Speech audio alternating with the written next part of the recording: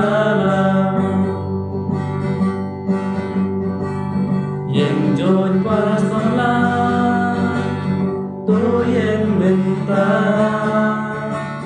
balik yala yang tinuble labun kijinga jintun jojing kuslai banjol misalnya sekarang hautrai kumsi pai bashur jong rukri nah jing egin tom kijing mi dajing kermen tungin pen klan madun jing egin om kenra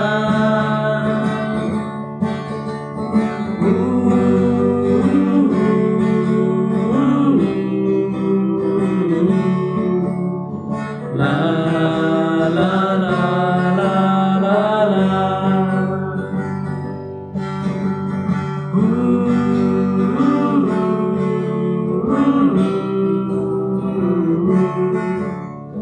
la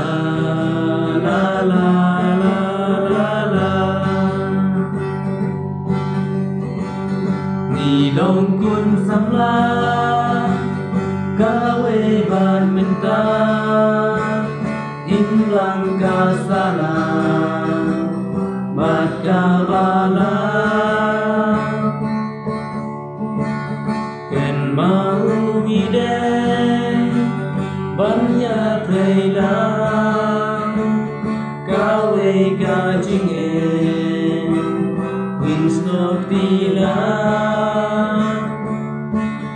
harga lenti kumki samla jing jing singi yoma lading penkyang lenti atyar kajing stutei bangi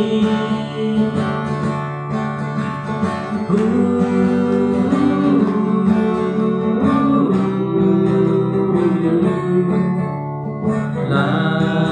la la la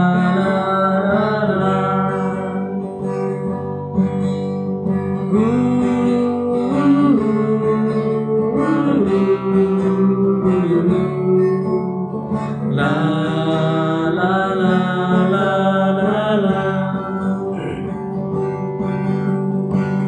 tulong kisahlah